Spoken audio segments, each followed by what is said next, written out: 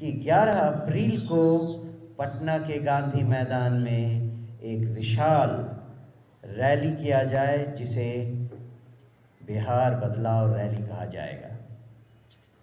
ये क्या मैसेज देना चाहता है? ये हम बिहार में लोगों को ये मैसेज देना चाहते हैं कि पिछले 6 महीने में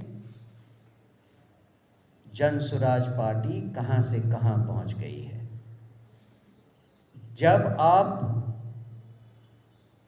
वो रश्मिरथी में भगवान कृष्ण कहते हैं, दुर्योधन रण ऐसा होगा फिर कभी नहीं जैसा होगा, तो यही ये रैली होगी जैसी फिर आप कभी नहीं देखेंगे।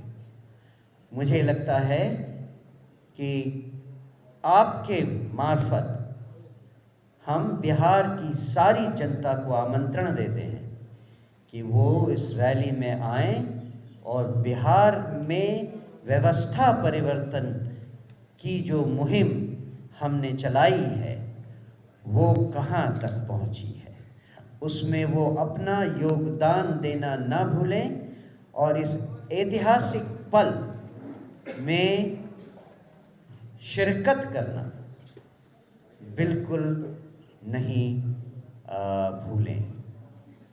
मुझे लगता है कि बिहार में सब लोग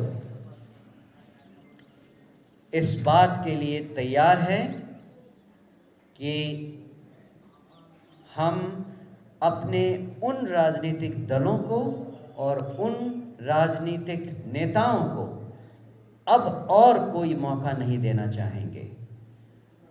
जो विकल्प उन्हें चाहिए था वो विकल्प अब जन स्वराज पार्टी के नाम से उनके सामने है और अब समय आ गया है कि जनता इस पर पूरा पूरा ध्यान दे।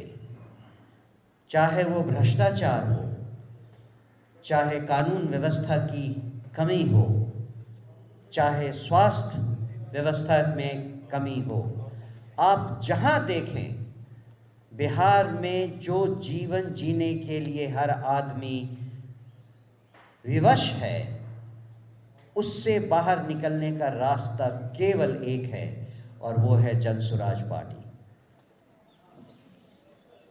हमारा मानना है कि जनशक्ति ही परिवर्तन की असली ताकत है।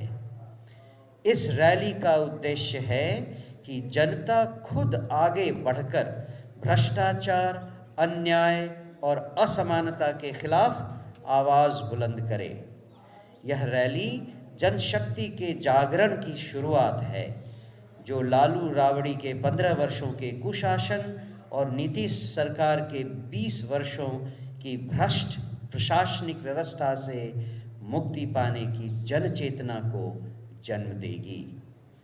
अब समय आ गया है कि बिहार की जनता चुप्पी तोड़े और नई पीढ़ी के भविष्य को सुरक्षित करने के लिए एकजुट हो।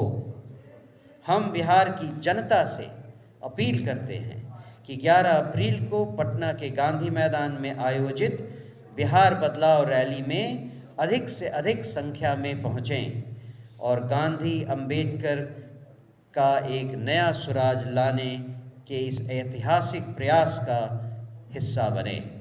हमारा लक्ष्य है नया बिहार, सशक्त बिहार, आत्मनिर्भर बिहार। इसलिए बदलाव की इस रैली में आपका स्वागत है।